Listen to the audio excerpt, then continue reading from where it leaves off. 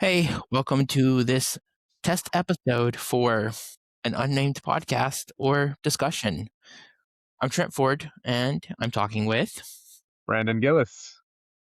So, I'm running for office, and I've talked with Brandon about some of my ideas because he has experience with like AI too.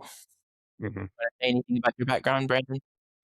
Yeah, I have a technology background, um, working in high tech for major enterprise companies around the country, also actually around the world.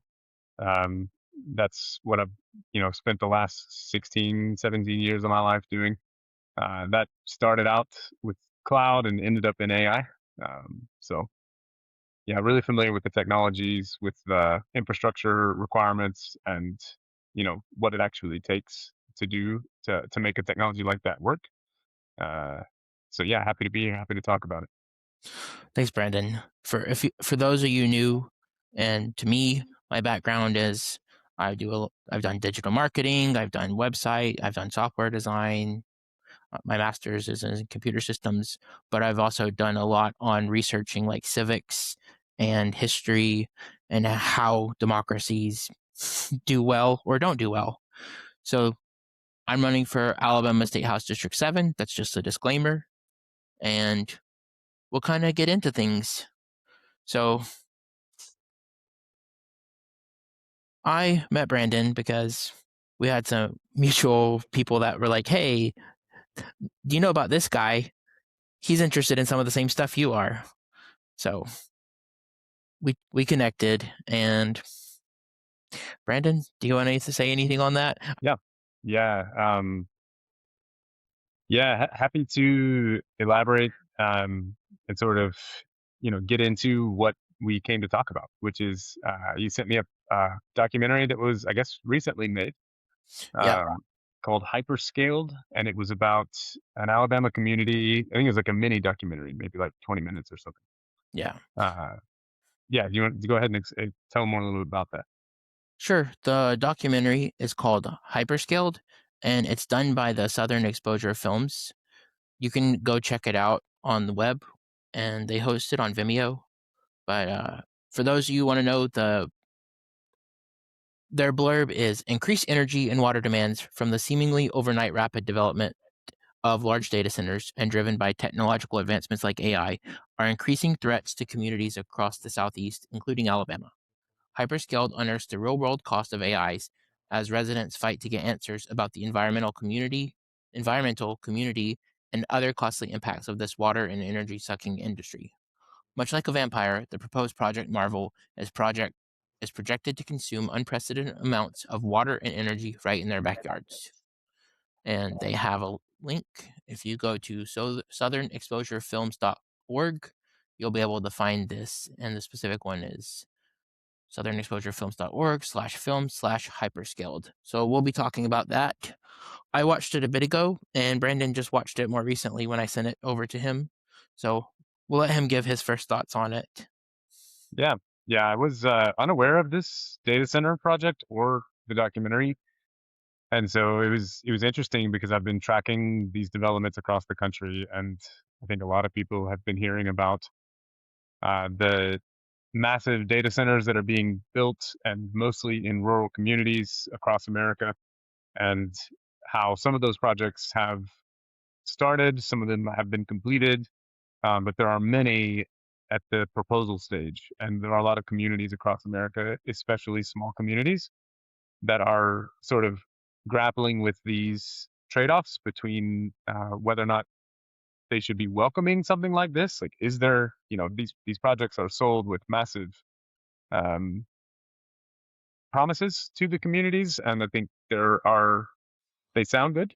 And obviously there are questions and costs. And so there have been some difficult lessons learned from some of the projects that have already been completed about the impacts that they have on the community.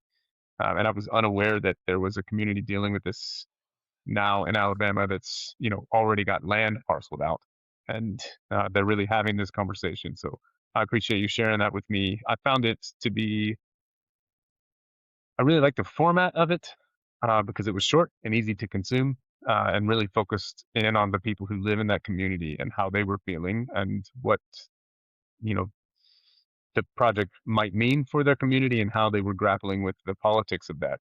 You know, communicating with their council members and their zoning boards, and uh, it really focused in on sort of the different emotions that people are going through right now. Um, but it is a question that I think is really interesting and important for us to understand, even if you're not somebody who uh, keeps up with these sorts of developments all the time. Like not everybody's got time to think about AI and data centers and what it all means. It is an important thing for our state specifically because we are a rural state generally and have lots of water, and so it's something that's going to be an issue for us probably in the next several decades, and definitely longer if we end up building some of these. So yeah, really really grateful for you sharing that with me, Trent. One of the things that I thought was suspicious about how some of this happens is that they can have these zoning commission people have to sign NDAs. And these zoning commission people, to me, are supposed to be accountable to the public. So having them sign NDAs about like what stuff's going to actually do seems like it should be at minimum a conflict of interest. Did- Yeah, can you have elected representatives sign NDAs with private companies? I don't know. That's what happened, but I don't know if you should be able to. And to me, that sounds like that should something that should be illegal. Yeah. Like if you're a public servant, which is what I think politicians and people serving the public should be, not whatever they want to say they are, that it should be where you have to be able to have full transparency about whatever you do in a role. Yep. Absolutely. So, Because ultimately, they're making decisions for the community that impact the lives of the people that are in the community. So I agree. Yeah. I think that transparency is really the issue that is, potentially the most important part of this whole experience with data centers and developers coming in. And I'm curious what you think about that. Like, what do you think transparency should look like for these projects? for one, I don't like in Alabama that they can put these like industrial projects right beside neighborhoods and communities just because they're either rural or labeled as unincorporated or whatever. I think projects like this should have to exist in things like industrial parks. I mean, that's what we zone those for. And some people think zoning's like this bad word, but in this case, it's Mhm. just to protect people. It's not in this documentary, but there is another one that showed like a crypto data farm data center out in Texas, I believe, where like there's so much noise it generates that it is past acceptable levels. But when they know they're getting inspected, they'll like tone some of the stuff down. But even with Mm. sound baffling, it is enough that like animals and people around that area get sick, have migraines, have health events. So there are things like that that we have to anticipate. That's even outside of the water usage and the actual land usage and how it's all going to change the hydrology of the area too when Mhm. rain happens, because that's going to be a lot of concrete and it's going to affect how a lot of stuff goes through. But sorry if I got a little off topic. I think all of this ties back into transparency because you need to know how this project is going to affect the people around it. And so to me, putting stuff like industrial parks makes more sense because you can control what's around it better. It's going to be around other businesses, not people's homes. And those are supposed to be scaled up for stuff like high power usage, high water input and output, stuff like that. Yeah. Yeah, I think that's something I hear talked about a lot is the amount of power and the amount of water that these facilities consume. I've heard that concern. Everybody, from people who are many years older than me and seniors in my community who understand that there's a lot of power usage and a lot of water consumption by these facilities. But I've also heard it from like a 14-year-old who saw it on TikTok. And I think she was telling me that every time I chat with GPT, it uses something like 2 gallons of water or something. Um, And yeah, go ahead. I was just gonna say, and sometimes some of those numbers do get exaggerated. I'm aware of that, but the big cost that people don't think about is how much water is in power is used during the initial training every time they want to do a new model, Hmm. because that's when the biggest cost happens. And then they try to pretend like, well, when you run this one query, it's actually really only this, but you have to account for like you had to create that model in the beginning. So those use huge amounts of power and water, and like in practice just lots of money too, because you have to pay for that, all of the chips and stuff and all the systems they have to buy. So for those of you who don't really know what a data center is, um, I can give a brief explanation, but Brandon might do a better job than me. I got a computer systems background, but Brandon's got more on the AI tech side. Happy to talk about it for a moment because it does get a little bit confusing.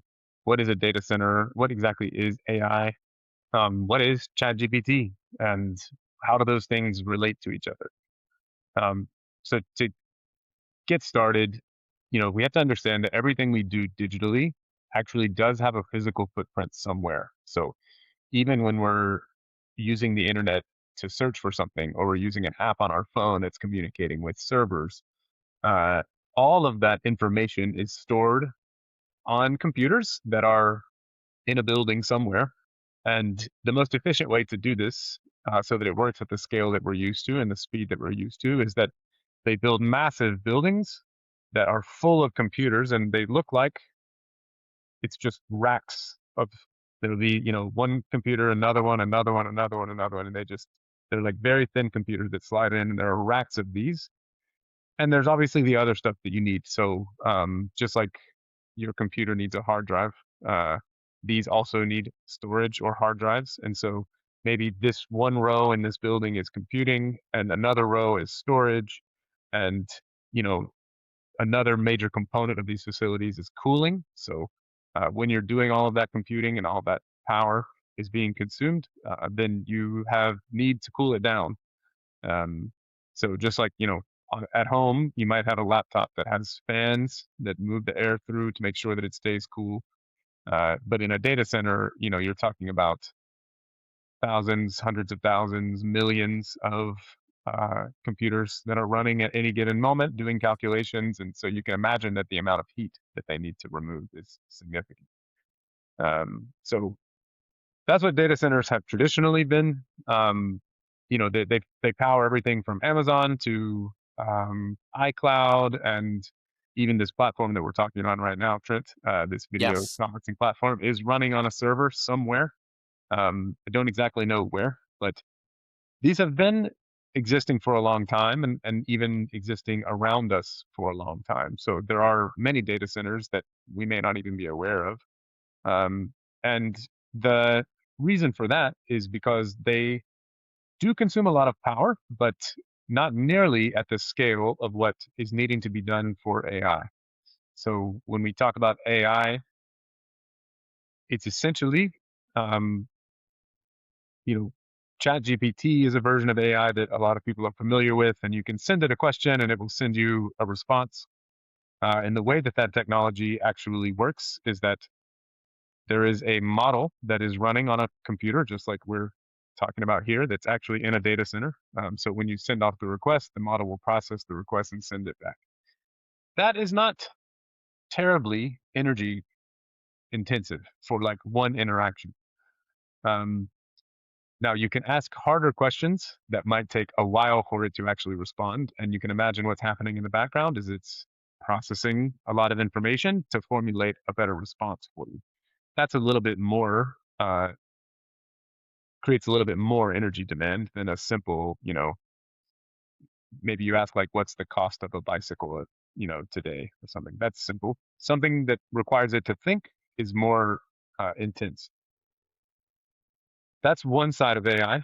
The other side, which you just alluded to a moment ago, is actually how do those, what is ChatGPT? Well, it's a model.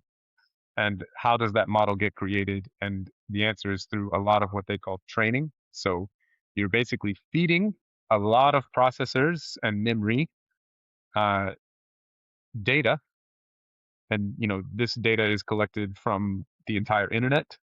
It's collections of books and basically art and all kinds of things that humans have created.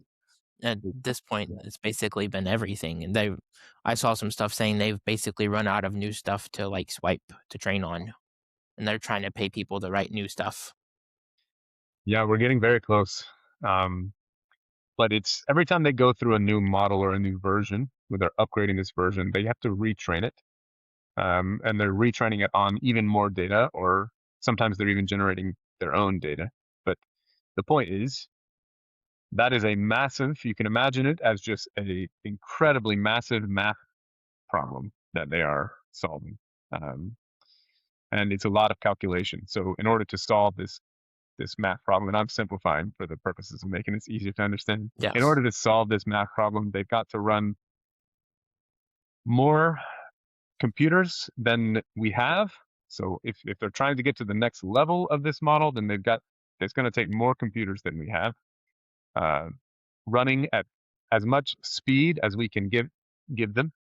Um, and the idea is that with more computing power, so more data centers, more computers, more GPUs or CPUs or memory, then they can process even more and more data and create even smarter and smarter artificial intelligence models. So what we have today, I think we're like maybe 3 or 4 years into this technology being generally available to the public. So we're very early. Yeah, that's about right. Yeah. And I think of it as like, you can imagine the cars that they were making, when we were 4 years into having cars. It was basically like a carriage without a horse. And you can see how far we've come. So we are at that carriage without a horse stage right now in AI. And so there's a long ways to go. And that is part of, why they want to build these data centers is so that we can build smarter and smarter models, with the idea being that whichever companies have the smartest models will benefit the most and make the most money in the market. So, like a lead in AI, you can imagine if it takes that much math and power and computation to create a model, then anybody who gets a significant lead is going to have a lead for a while. So, That yep. we can come back to data centers, but that kind of directly leads into we wanted to talk about AI and how that's going to affect the economy too. So I'm I'll push back a little bit on your analogy, but one of the things is like cars introduction, the infrastructure had to all be built too, because when cars came around, we didn't have like the same kind of roads. But we have a lot of the infrastructure for like digital stuff to already exist. So I think that we're going to see an exponential scale of how fast, and I know that's not the exact word usage, but that's how people understand things. But Mm, we're going to see this go up and up and up. And we're having faster adoption, more money thrown at it. Uh, Progress can be spotty, but I think this is going to be a faster change to the economy than probably anything we've seen. hmm Now, that doesn't mean it's going to be good, or I'm not saying that's good. And there are some aspects that are good. Like there was AI that helped with protein folding, and that helped come up with lots of potential drug things. But then we also have stuff where we're just doing like fake video generation, and there's hmm not really like helping humanity out use cases for that. Yeah, absolutely. And it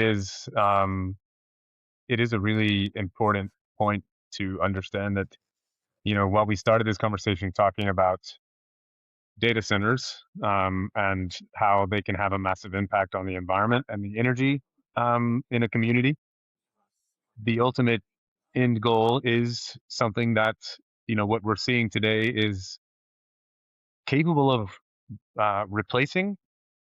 Oh man, let me be really careful about this phrase. The technology itself is almost capable of replacing some of the jobs that we have typically thought of as knowledge work jobs. So, software engineering, for example, as a field, we've not seen massive layoffs or reduction in force, although they do claim some of that, but I don't think we're at the level where it's really worth panicking about. But the field in general, which is where I work, people are talking a lot about whether or not this technology can actually just be used instead of people.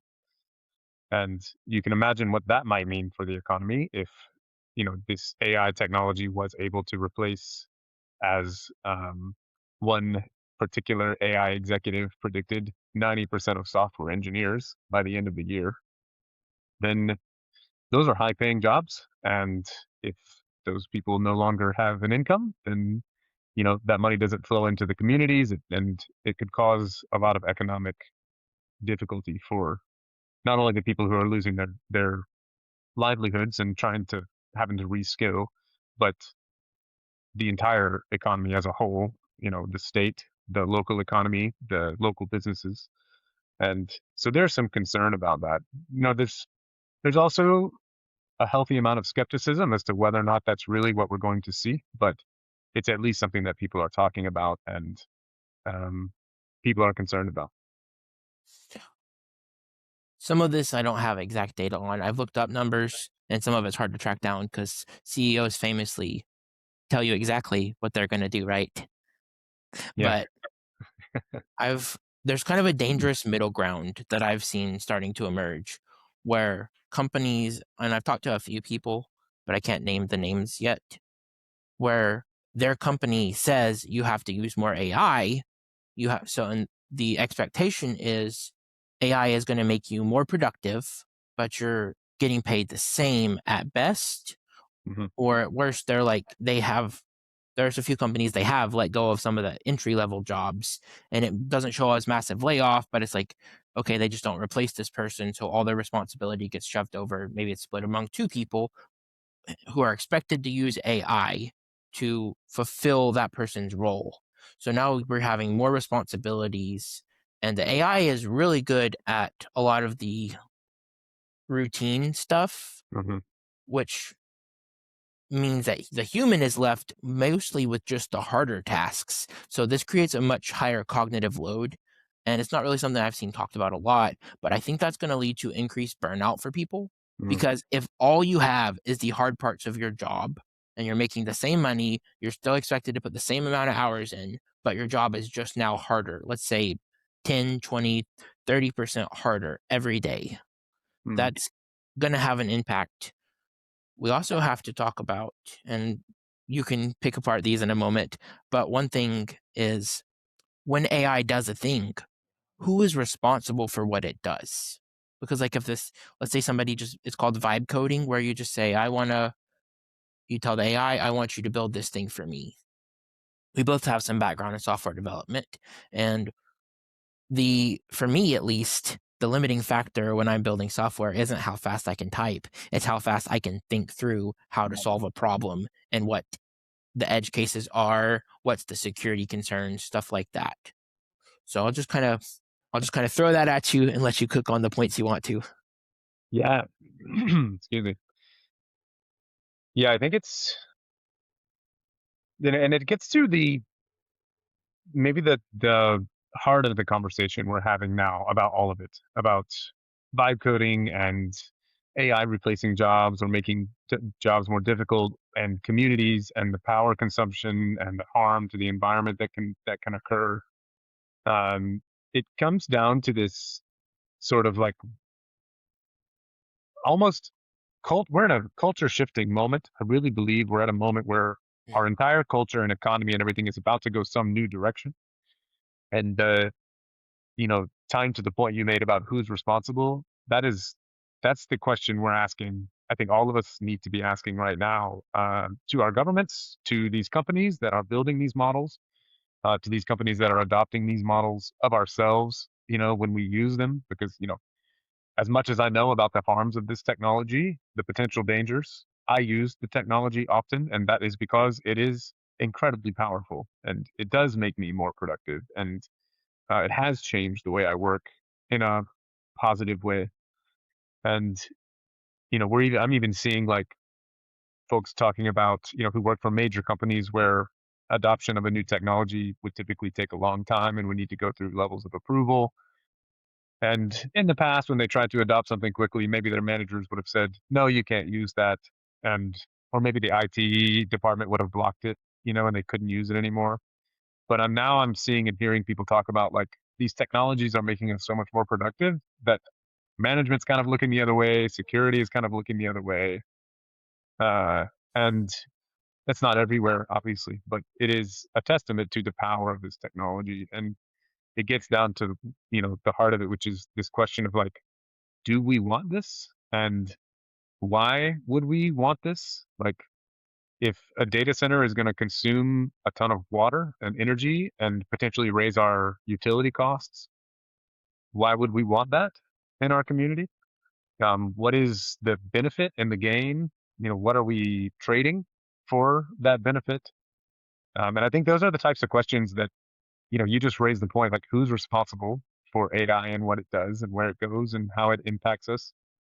And I don't think anybody really has an answer to that question.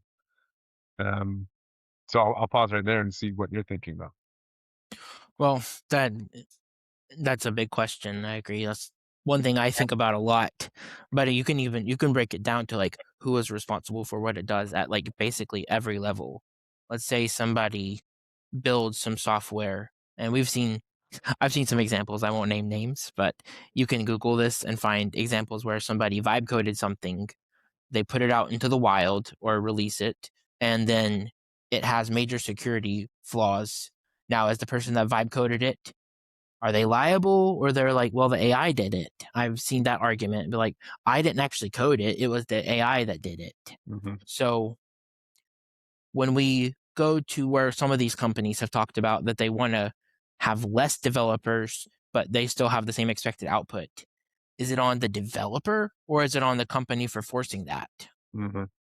Because it's not just all solo people. It's going to happen to the major companies too. It's like there's a few companies where they have maybe a software team of 5 people, and they're like, we think that we can split software teams down to 3 people, and we're not necessarily getting rid of you, but we'll shift it, and then you use AI to augment. Sorry, you'll use AI to augment, and you're expected to that 3-person team's expected to match the output of the 5 or 6-person team.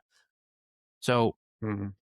when you have more responsibility, that makes things more likely to fall through the crack.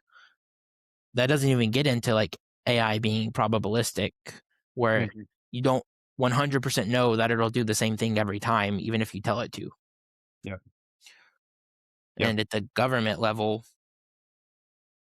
when governments start feeding AI data, which I think that they already have done, then who's responsible for that data security? How do we really know that those AI companies aren't taking it, whatever we feed into it? Like, let's say somebody was using it in a medical context that has like HIPAA rules, which just means you have to be very careful about protected information and people's confidentiality. Well, let's say that is supposed to be a secure thing, but how do we know that AI is not ingesting that data and using it to further train on? Mm-hmm. We don't have regulations on AI right now. Like, I've seen this comparison and I think it's an interesting one. We have more regulation on the safety of eggs than we do on the safety of AI. Yeah. Yeah. It's true. Yeah. And it's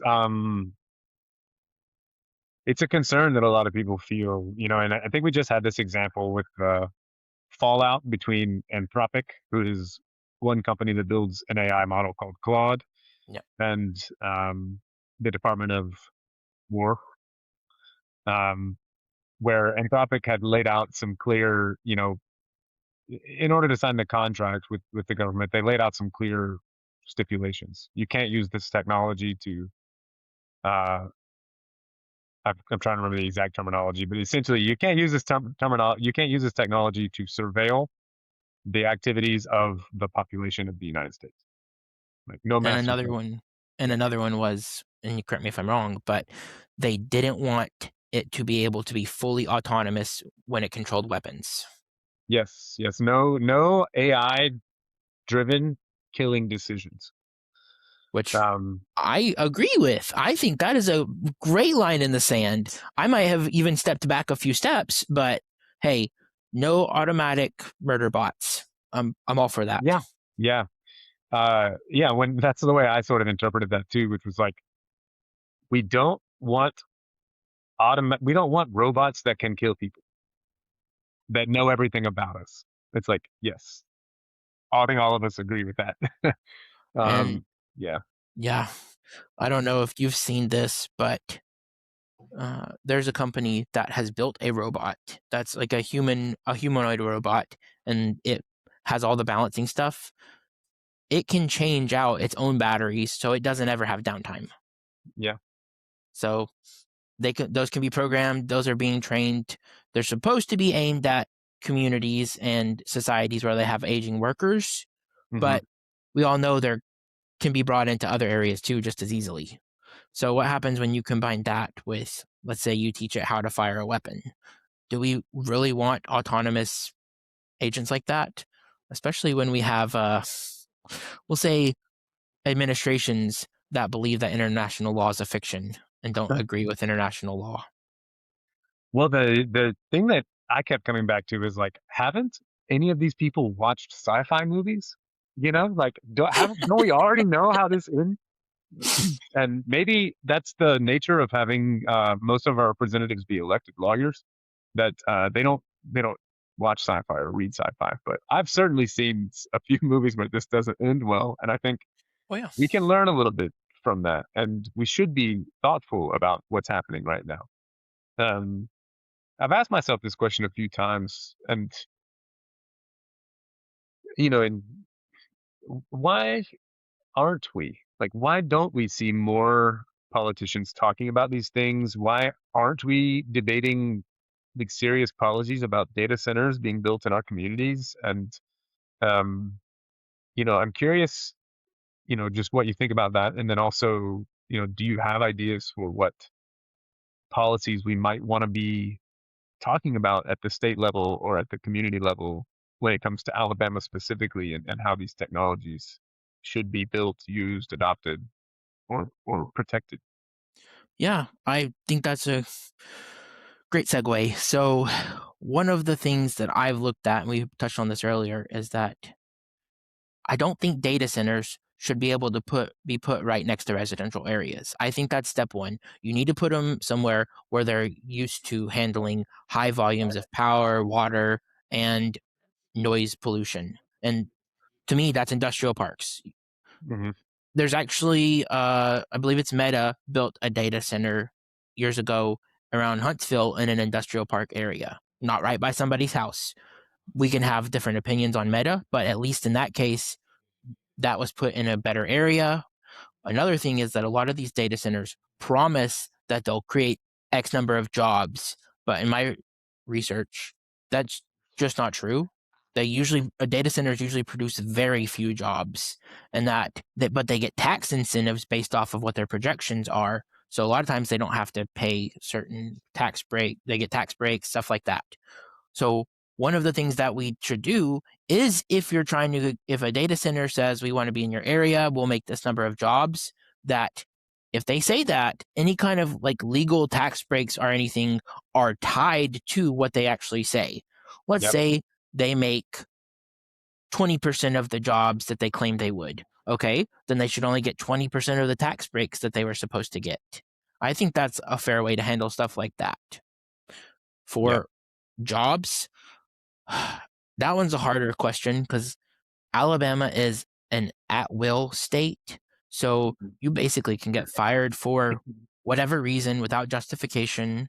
And even a lot of cases, do, you can have this happen where you're put on unpaid leave and you're not fired, but like you still got to go find a job. So they basically force you to quit. And Hmm. that can happen in certain areas where they couldn't directly fire you. So trying to have worker protections in Alabama is very hard.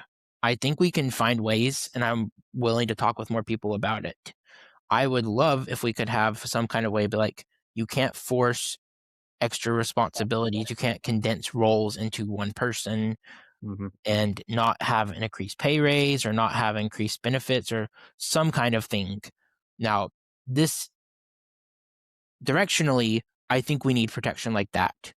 in the moment, I need to talk with more people that are experts in that, because when you get into anything about like job contracts and stuff, it gets very funky really fast. I've Hmm. talked to a few people like that are just involved with like unions, and as soon as some companies say, "Well, we kind of want a union to protect us," then people start getting fired. And we've also seen massive campaigns from certain companies where they will do union busting before the vote to form a union can even happen, and they'll put a lot of money towards that.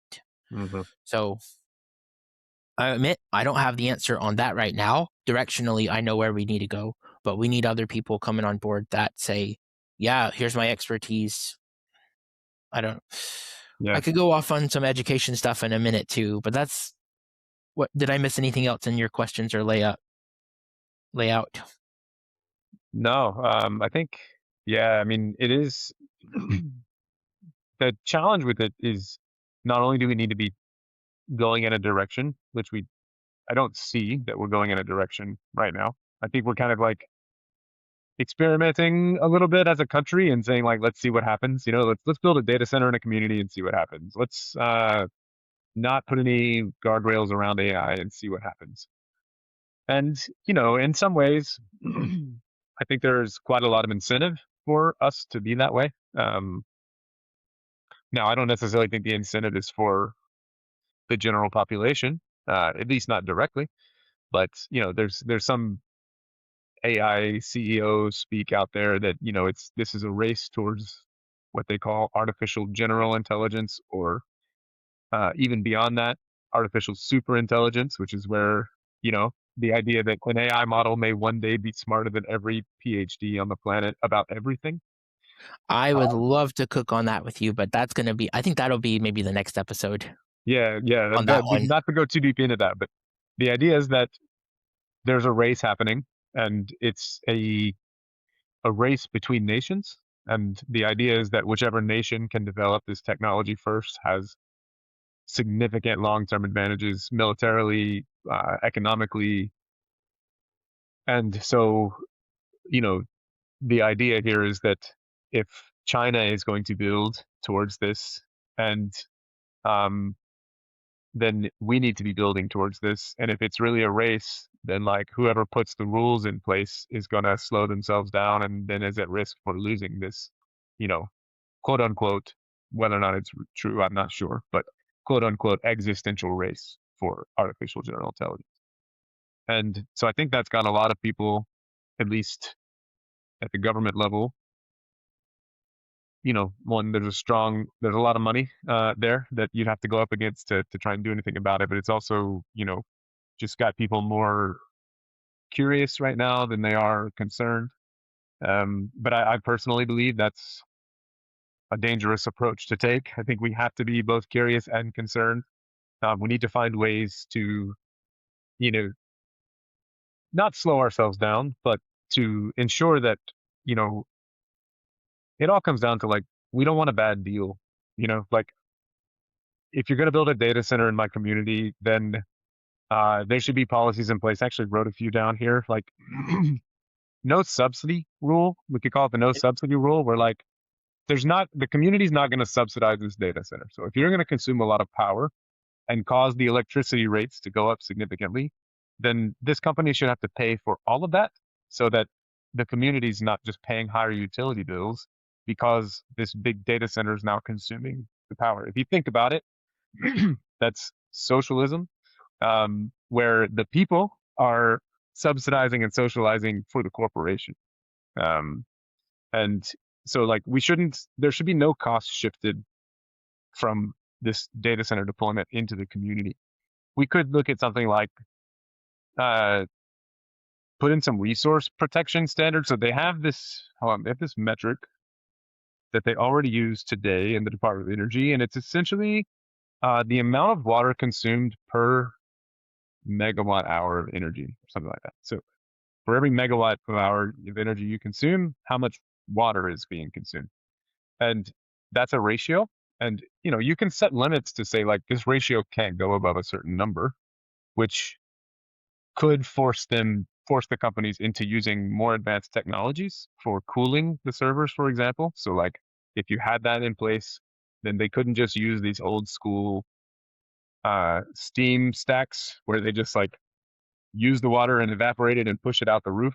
They would have to use more advanced technologies, which there are many, to help cool these without using so much water. So there are a few different ideas. Another one that I really love, for data center specifically, is like a community equity mandate, where like if because if you think about it, the reason these data centers are being built is because there is tremendous economic opportunity. Like whichever companies have the best models for the longest amount of time are going to generate revenues that we've not even conceived of. We will have never seen companies that generate revenue like this. That's what they say. Right now, a lot of the money is being propped up by a lot of other tech stuff, just throwing money at it. But It's yeah, true. that's that's what they claim, and it could happen. I'm not saying it can't, but right now, for if you're not aware of it, people watching, the AI companies are not actually profitable. Mostly, they're just burning money, and they're getting like more rounds of investment, or they're getting money from places like Google or Microsoft and stuff like that. Yeah, it is true, but it is also true that the amount of revenue growth that you see for a company like Anthropic Hmm. year over year has been exponential every year, Yeah. and it is continuing that trend. I think they've gone 10x or something this past year, and so you're starting to see the economic reality, which is like there is some promise here. Now, whether or not that's sustainable, I don't know. But the reason that they give when they come in to put these data centers in our community is that there is massive financial opportunity for AI. And the problem that I see is that, and this is where this community equity idea comes in, is that for me, if you're going to build a data center in my community and you're going to use our land and our water and our electricity, then we should have a stake in that. Like if this data center produces an AI model for a company that goes on to produce hundreds of billions or trillions in revenue for the next whatever 50 years, 100 years, then some percent of that should come back to the community as a benefit, you know? And Hmm. I think communities could look at trying to make deals like that with these companies, and maybe it's not a percentage, but just in some way or another that if there's a long-term success, then the community or the state where where the actual work is happening, where all the resources are actually coming from, should have a long-term benefit in that. And that, I think, framed correctly, there's these two different, it seems to be two different ideas on whether or not we should invite these data centers into our communities, whether or not we should adopt AI. Um, and one of them is like, no, it's so resource intensive. We should just keep them out of our state. And I was thinking about that, and I was thinking, they probably said that when they were building the first factories. Like you can imagine when they were building the first steel factories, there were probably communities that were like, no, you can't have that land because that's my forest, you know.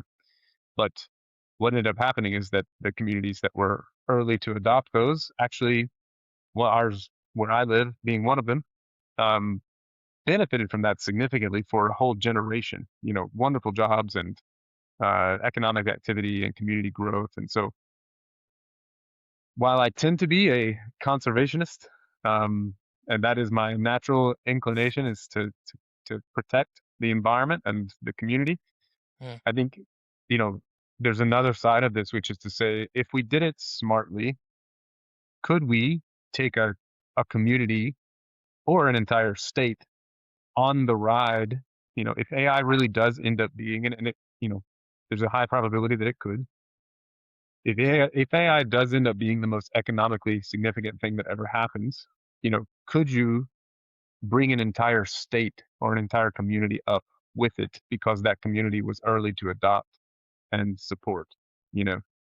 And I don't mean blindly. I don't mean like throw all our No, tax dollars at it and nobody cares how much water we use. I mean, making sure that the policies are correct and that we've done this smartly so that it's long term, so that if a data center comes to your community, your infrastructure is going to improve. And, um, maybe there's a way to incentivize or, as you were saying, like put in policies that say, as long as you hit these targets, the ones that you set in the beginning, then um, all is good. And maybe some of those targets are reinvestment into the school systems in the community or reinvestment into the infrastructure.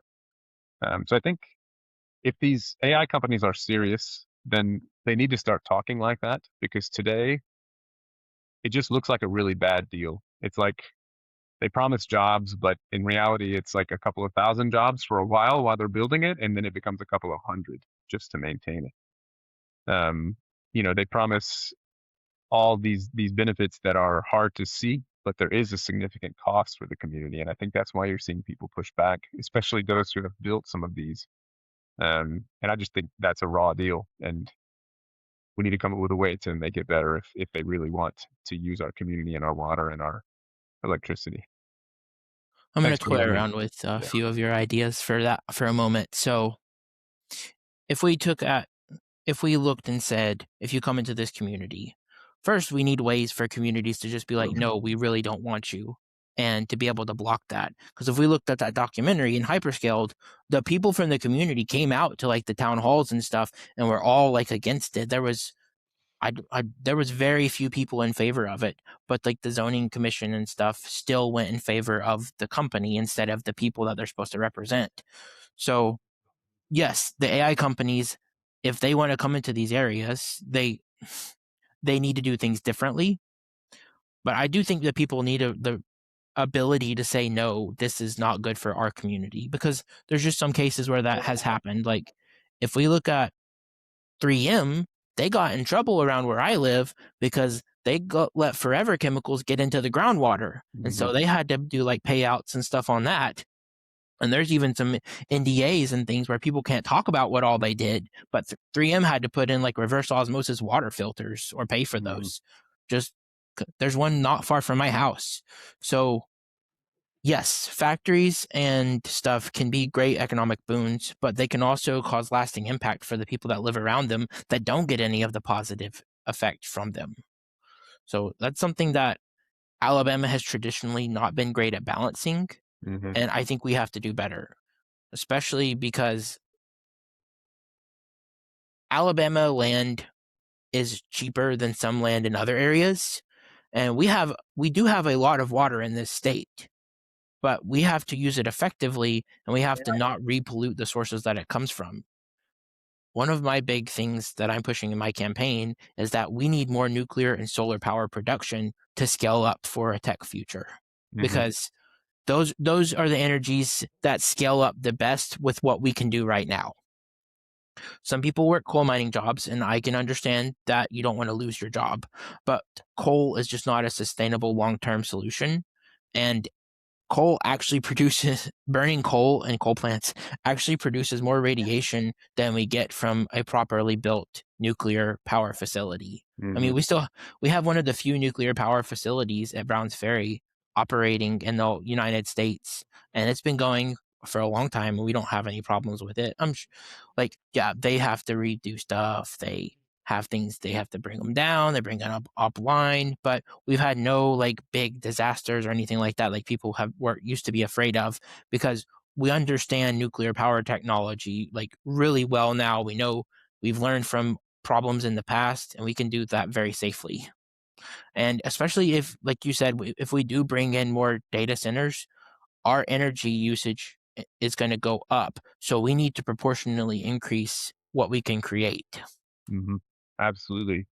Or make it a part of the contract that, the facility has to bring in that generation. What we are seeing many proposals, especially in the energy industry where I work today.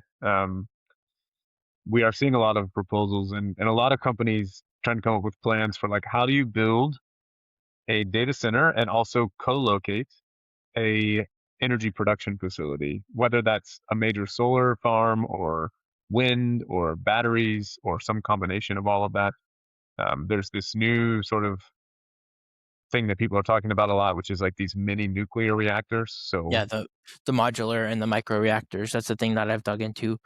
We're supposed to be getting a plant that builds those in Gadsden in Alabama in the future.